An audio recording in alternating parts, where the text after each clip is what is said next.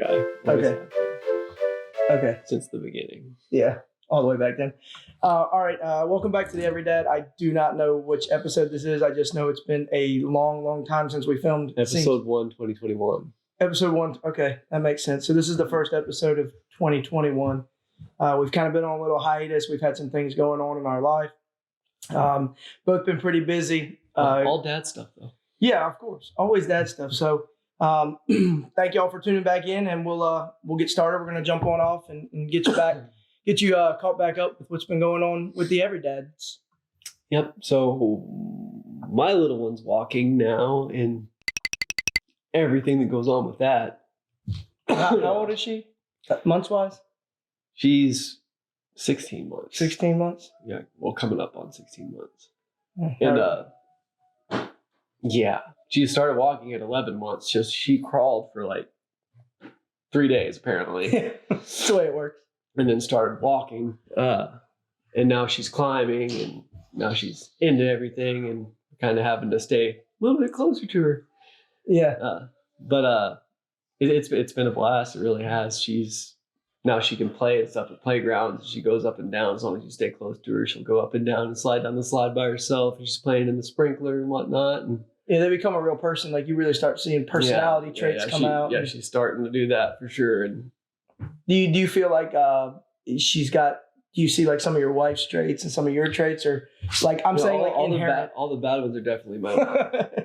And then I'm just saying all like the laid back stuff is definitely me. I just mean like, some stuff's instinctual, and some of that would be they'd be like you instinctually, but some of it's learned behavior. I didn't know if there's like some interesting things she does, that reminds you of you, or she mimics Heather on the phone all the time.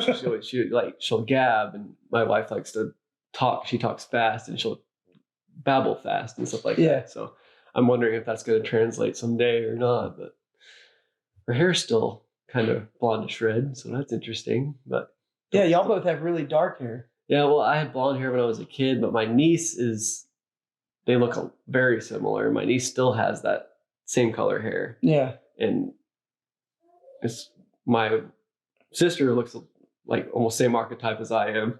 Mm-hmm. Her husband looks a lot like Heather's archetype, like blue eyes. And they still have blonde haired kids. Yeah, so I don't know if there's like just a trait that we both hit, and that we both have these little girls that are blonde hair, blue eyes. But I'm curious, with her getting older now and everything, and daycare, have you thought about if you're going to try and maybe do that a couple of days a week? Or? We're looking into getting possibly, especially with the summer coming up, we're thinking about trying this, is getting a couple of college students that we know to stay with her like 3 times a week. Here? Yes. So like a nanny? I think that's what we would rather do, because if that works out, then on a grander scale, kind of a nanny situation would be what we would be thinking. Is it you just still not comfortable with her going out of the house, or like what would be the reason to have someone come in? Because we've never done that. We've always done. I don't know. I think we just like that better. I can't say that we have experience with either side. So, I mean, there's not any good or bad stories here that I'm not doing the daycare thing for, but I mean, there's one right down the road that I'm. Yeah. They don't have an opening. A young teacher, like a 1-year-old plus teacher. They don't have that little fill age yet. So they're not even taking people right now. It would be easier transition anyway, just because y'all have been around her so much. It's your first child, that if you do decide to go out of the home, this might be the best start off option, Yeah. So how's your little devil children? Well, one might be. My son, no, he's crazy as ever. Most I guess biggest thing, Maddie broke her leg at school, nonetheless, on the playground. Yeah, I was freaked out about like that, how quickly that progressed. Yeah, and she is just now, this was what, something like 6 weeks ago or something in that neighborhood now. And she is just this week walking completely normal again. But yeah, as far as what you're talking about, and I was surprised too. So she broke the smaller bone. I think that's the fibia, the smaller bone in her leg. And at first we didn't even know it was broken. And then when it turned out she really couldn't walk on it, and it was beyond the, Maddie quit playing around stage. Took her to the doctor, got it x-rayed, and they found it was broken. They basically put her in a, it's not even a cast or an air cast. It was like a splint more so, and put her on some crutches, which I got to teach her how to use crutches. That was fun because she didn't understand the concept. She was moving on them after we got her trained up on them. But she was only in that for about a week and a half. And then after that, they took it off, put her in a walking boot, but she immediately took that off because they told her she didn't need it. But her muscle had already atrophied to where she was walking with a really weird gait. And we happened to go to my sister's wedding like a week and a half, 2 weeks after she broke her leg. And, you know, it was tough for her walking. She looked like she had like a bum leg, you know, trying to walk down the aisle and stuff. So we've got video evidence forever of that incident. But she's good to go now. Also, they both finished up their soccer season, and hers was finished prematurely. It's a communist sport. Yeah, well, you know, it's a lot of running, which is great for kids. But she only got to play in a few games, which was really upsetting to her. But Branson got to do it, and I found out. So he was the youngest on his team. You know, he's not 4 years old yet. And I got to see the biggest difference between like 3 and 4. And even I think there were some that were almost 5. Mm-hmm. Just the attention level. Like Branson would spend more time seeing the dirt that he could kick up when he was running around, or watch trucks going by on the road. He wouldn't even, the ball would come right by him and he would just be standing there. He'd have no idea. But every time someone scored a goal, didn't matter which team, he would always run up and kick it in again. So he understands there's a concept to it. And my wife had to keep kind of throttling me back because I was getting irritated. You know, he'd be standing out there and he's the only kid basically that's not doing what everyone else is doing. Yeah. And it took me several games to realize how much younger he is than the rest of the kids. Yeah. So I was like, man, because I was, you know, so athletic growing up. And I'm like, even if soccer is or is not the sport he chooses, I want him to be good at whatever he's doing. And seeing him out there, I'm like, am I going to have a kid that just doesn't want to play sports? I'm like, that would be such a good connection for me and him and her too, which is why we've now signed her up for T-ball / coach pitch, some sort of baseball, like intersex baseball, you know, boy, girl, whatever. T-ball's always both. Yeah. So, you know, which was fun. I got to buy her some cool gear for that. So she'll be probably the best outfitted T-ball player out there. You know, but I'm excited to see if she takes that on and all the soccer that she missed. Hopefully that'll kind of pick up on that. So I think it'll be good. But so that's where we are with the kids right now. Triathlon, you still doing that? Yes, it was a rough winter. I think last time we were on here, I was still doing the indoor trainer a lot, but running and swimming weren't really a thing yet. That has changed dramatically. I swim at a university here, and I run 3 times a week, and I'm on track. If you'll remember back in the previous episodes, we talked about whatever growth I had on my foot that I actually had to have removed. I went to see a doctor about it, and originally they said pretty much not to worry about it. It got a little bit more uncomfortable, so I went back, and the doctor said, well, it's doubled in size since the last time we've done this. So yeah, we probably need to take care of this. He didn't know what it was. He might die. He still doesn't know what it was. It was a massive scar tissue, and he doesn't know why. Probably attributable to not wearing the right shoes most of my life. So is that something that could come back? I would imagine. I mean, you would imagine. He said he doesn't think so, as long as I keep my shoes correctly. Yeah. So we had an episode as well that, you know, I had just gotten shoes fit, and I was like, I guess I was wrong my entire life because these shoes feel amazing. Yeah. They're still awesome. And I just now I'm in that limited section of people with wide feet. So that's been rough because it's hard to find anything. Yeah. I'm just that guy now, apparently. But I'm on track. Triathlon's coming up in 2 weeks, June 19th. And what is the distances on what you're doing for that one? It's a sprint triathlon. It's a 250-meter swim, 14 or 15-mile bike ride, and a 5K. So it shouldn't be too bad. And I feel really good right now. So, well, it's probably because you had somebody helping you out with like learning how to do the breaststroke.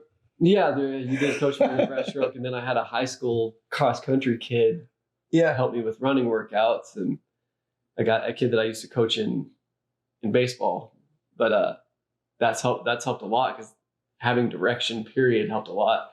And I was only combat side stroke with swimming, and learning the breaststroke. That's definitely it's a little bit slow, but nice, easy stroke to keep me moving and not dying. Anybody who's not like a swimming aficionado, any kind of distance, that's a great. That was definitely opened my, because I really, if you remember the first time, because you were there the first day that I came out of that pool, I was like, I don't think I can do this. Like, I was in various stages of drowning for 30 minutes. Like, I swam down and back like 5 times. Did you say drowning? Drowning. Okay. I did probably say drowning. You did. Yeah, I remember that. And it's a huge change now, because now you just, you go and there's no change. You're just like, you're staying pretty good on the regiment, Yeah. I know in the mornings, generally, I'll ask you, are you going to do this today? And generally you say, yeah, you are. And when I talk to you later about it, you have done it. So it's good that you're sticking with that, and that you're able to work that into your schedule. I found some good training grounds too. That was a big part. Is triathlons traditionally are flat tracks, and that doesn't exist where I live now very well at all. And I found a place to train, which I train during my lunch hour at work. So is the reason that I'm there. So yeah, my training ground that I have now it's an old battlefield. So it's pretty down there too. So it's decent to do what you got to do down there. So, but I am going to ride the course this weekend, actually. Where the training grounds are? You'll stop in and see me when you're up there? Probably. You won't be far from my house. So, I'm definitely not. I'm not trying to reach a goal, but I've stayed with the gym thing, so I'm happy about that. Just knowing that you're doing what you're doing is still helping me. Yeah. I'm like, I want to stay active. Having the gym reopen in my neighborhood, even though it's a Y, it's still working out. It's right there. So is it still small? As small as you were saying, or I actually yesterday when I was leaving, I think they have a separate dumbbell room now, but I have not seen it. I just saw it when I was leaving. It's fairly small, but generally about the time I get there, there's not that many people in there, so I usually don't have much of a problem doing whatever it is I want to do when I want to do it. Because I hate going to gyms and waiting. You have a routine you want to do, so it's been good, and the convenience of it being right there has been awesome. So it's been easy for me to stay in. I think what's been hard for me to stay into though is my vehicles. Yeah. So that's one thing. So even me and my wife talk about it. You guys change vehicles. Like I change t-shirts but more often than you shower. Or shower. So I guess the last time we talked to them, you had the dad vet and dad avalanche. Well, I want to start where I am and kind of work back then, so that there's a reason for it. So there's no good reason, but that's I think there was a good end goal. Okay. So I've been wanting to get some sort of camper for probably 10 years, and my wife has been like the anti-camper. She's like, if we ever go anywhere, we can just stay in a hotel. Well, I don't need. Hey, go wait. Go back to your house. We'll wait for you, Samson. Sure. So she said, we'll stay in a hotel wherever we go. There's no point in having a monthly payment on something that, we could just go whenever and get a hotel room. Besides that, she doesn't like bugs. She's not nearly as outdoorsy as I am, so I kind of just threw the idea out recently again, and she was surprisingly on board with it. And that combined with my impulsive nature, it worked out well because, so we went out. Time out. Was there an event that made her more comfortable, or was she just randomly more comfortable with it? Like, did you guys see a camper recently or inside one? No, I mean, Kurt, this is the thing. Kurt is always posting pictures of him camping, but not that swayed her over, but that kind of, I was bringing it up like, this would be something fun with the kids to do, because ultimately you can do so much more for so much less if you actually use it. Right. So I brought it up and she was cool with it. So Camping World, which is like the largest seller of RVs, they're not too far from my house. This was on like a Friday that we talked about this. So Saturday, we go to Camping World and we start looking around, and I'm pretty novice. I don't know what I want. I don't know what's good, bad, whatever. Yeah. But generally speaking, the prices, at least for, when you don't look for them hugely luxury campers, they're actually not bad because they finance them out for a really long time and the payments aren't that bad. So we found one that we liked, and, naturally we bought it on that Saturday. But that leads to where this whole vehicle thing went down. So I had a 2008 Avalanche, great truck for what it was, but warranty's gone on it and all this. And I was like, I've got to pull this camper now. And I don't want something that as soon as I start pulling with it, it's got 120,000 miles, I break it. And then I've got to pay for that. And while it's down, I don't have anything for the camper. This is my convenient argument to my wife. I'm like, I need a different truck. But, the Avalanche, not worth all that much money, and trucks are so expensive now. I knew that wasn't going to be my only bargaining chip. Right. So going back, I had a 2003 Corvette. I'm a huge Corvette fan. Never really wanted to get rid of that car. That was the car I was hoping I was going to keep for a very long time. R.I.P. Well, I made a decision because it's only got 2 seats, and I am at a point in my life where I don't enjoy going out just by myself. When the rest of my family's at home or my kids, I can't put them anywhere. So we made a decision. We went out, got rid of that, and got a brand new Camaro. It's like a Corvette with a back seat. The back seat's only good enough for kids, so that's pretty much what it is. Brand new. We bought it in December, so we're in June now? Yeah, barely. So that car had 600 miles on it. Yeah. When I took it, and I traded the Camaro, which I got great money for. I didn't lose a dime on it. They gave me. Apparently, with the shutdowns and all this, with the microchips, you can't get Camaros now. And they're having people come in and ask for them. Oh, really? So, at least the V8 Camaros. So they wanted it, and they gave me what I paid for it 6 months ago. And then they gave me more than probably what they should have for the Avalanche to make the deal, because I now have a 2017 Silverado with 40,000 miles, but they warranted it up to 100,000. So and out the door, right? Like, I don't owe anything. I've title. I've got the truck. I don't owe anything on it. But ultimately, my plan is to now camp as much as possible. I really want to make this a lifestyle, because I think getting my kids outside and having that family time and seeing, at least at first, different parts of the state, maybe even going beyond that once we get the chance to, especially with the peace of mind that the truck is warranted. It's all a big package deal. So crazy as I am for getting rid of stuff, and hopefully I'll stick with this one. But when I told him I was done, his initial reaction was, "Yeah, sure you are." And it's true. I can't run away from it. I've been that way for a long time. But I've been trying to convince him to do it now. So we're muddling that idea around. But at the very least, maybe his family can go camping with us, and we can do something there. So I told you I'd like to get one of a throwback Airstream. So I'd like to get a used 1980s version. You want something with shag carpet. Right. Or, I just want that big aluminum thing. Yeah, absolutely. It fits you. I can totally see it. Like the lightning attracting pull behind. And remember, the fun part about buying a camper is it also requires you to buy a truck. So we're good there. But, more to come on that. I'm sure my first camping adventure, I'll bring the camera along. And speaking of which, we do need to compile some stuff and put a dad cam together. And it's probably going to be from because all the holidays and everything. So Reagan's first birthday was in there. Yeah, we were here for that. That was pretty awesome. You were literally here. Yeah, here. They weren't here. No, why would they be here?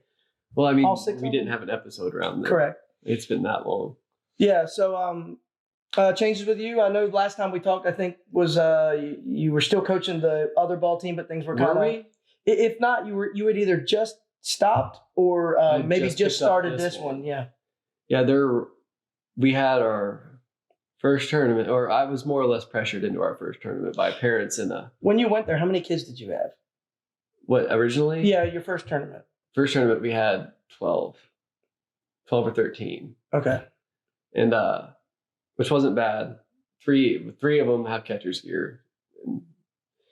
And this is a younger age group than you were. Yeah, they're 10U. We did that for that tournament. We were 10U. We just moved up to 11U, and that's obviously 11 years old and under.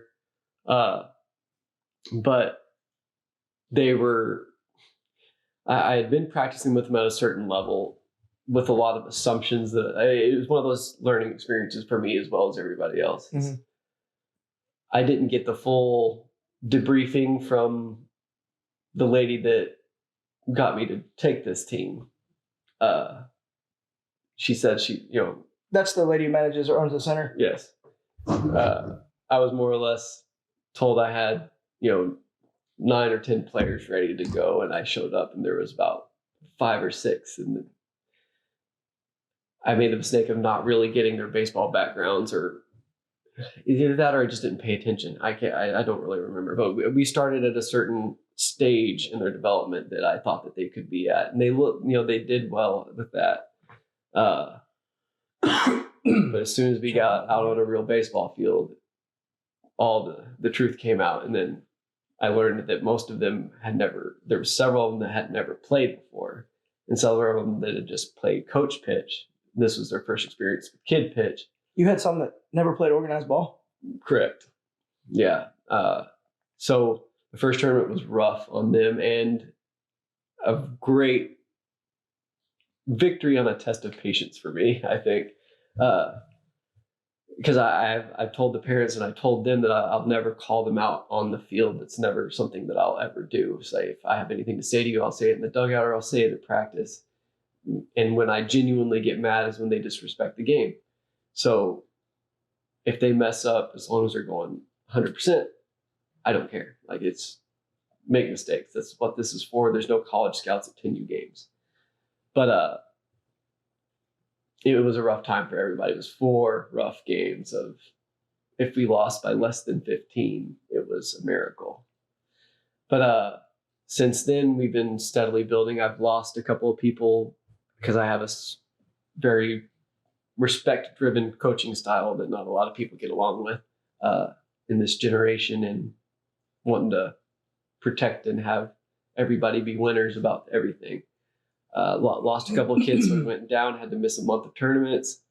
I then started to venture out to rec games and stuff like that, and then asked my existing parents, who do agree with me, to recruit similar people. And now I had 15 show up at my last practice, and 2 had called in that they weren't going to be there. So I have 17 active players right now.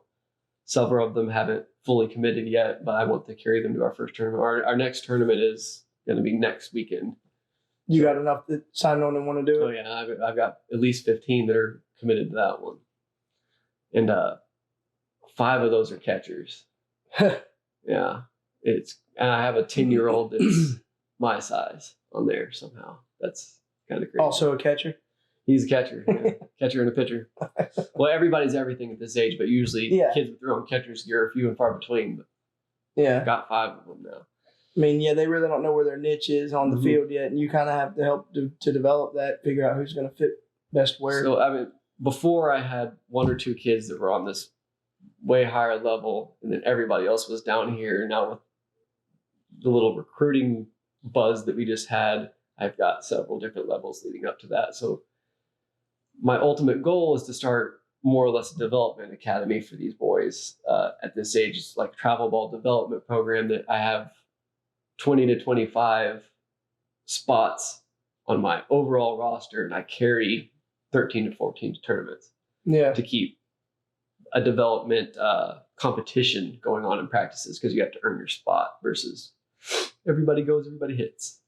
Yeah. I mean, and to bring it all back, I think that, like, especially with you doing this younger age group and everything, like the mentoring that you get to do, and it's kind of like it would help to develop some of your parenting styles, Also, like, you can grow as not only a coach, but, I know Reagan's quite younger than these kids, but it kind of prepares you for what's to come and gets you in that mindset. Like you talked about your patience. Yeah, the patience was, I've never, I can't say I've ever experienced anything like that, because it's not only the frustration, it's the fact that you have to then hide your frustration, because you don't want to see them, you don't want them to see you disappointed the entire time. And you still want them to enjoy the game. Like you said about respecting the game. If all they feel like is they're getting treated badly. They go out, they get yelled at. They go out, yeah, because they still are kids and they still do have feelings that get hurt much differently than adults. So you have to walk that line. Well, I have 2 high school kids that I used to coach that are coaching with me right now, and that helped a lot because they don't have that yet, and I got to reel them in, which then kept me vigilant about myself. So they want to go off on these little kids. They want to be negative about something. I'm like, hey, first, you assess the problem. Yeah. Take all the sarcasm out of your voice because you don't need them to feel stupid and know that they have a problem. You need them to know that they have a problem. So it was a yay for psychology degree. You're almost there. Oh yeah, I'm almost done with a psychology degree. But yeah, that was definitely a learning experience for everybody. And I hope now that I know what to expect, and I hope we get a better result next time out because we've gotten a lot more field practices and things like that now where people know where to be to back people up and hopefully know how to stop the ball. And then ultimately win, right? Because we're still shooting for that. And that's another thing I've had to make clear to my parents is that's why you're playing with this team. Well, there's going to be you're going to see a very different coaching style from the people we play because I'm not going to stick a coin in the carousel when the other team's throwing the ball around the field. I'm going to stop my players so they know that that's where they would stop in a real played game. This isn't T-ball. And that's where you stop because that's the brace you earned. You take advantage of an error, but you don't take advantage of the compounded kid errors. The missed throws to first base that I didn't know you did that. That's good. I didn't know you did that. Yeah, and it's a hard lesson to push through to the parents because in just where I've been recruiting, even in rec ball, man, you touch that ball, they're circling the bases. Yeah. And once they get control of it, I'm going to stop my guys. Like if they overthrow a ball at third base and I can take home, that's a regular error that happens. If they try to throw to the pitcher misses it. But you're saying there's no catcher bobbles it and they throw it over the pitcher's head. My boys are going to stop. There's no home runs on an infield hit where they miss the first baseman. Right. You're not scoring off that. Right. That's not what we do. Like they need to learn how to play station baseball and take advantage of real situations, not wild horses on the bases. Yeah. Yeah. Well, awesome. Well, I feel like we've kind of caught them up. That's where we are. We just wanted to do a quick catch-up video. We know this isn't kind of topic-driven like what we normally do. Yeah. However, we hope to be getting ourselves back into a little bit of a groove with this. So if you stay tuned, you might hear us talk about parenting style. Yeah. Hopefully we'll do a couple of episodes about that stuff, so we'll hit a few different ones.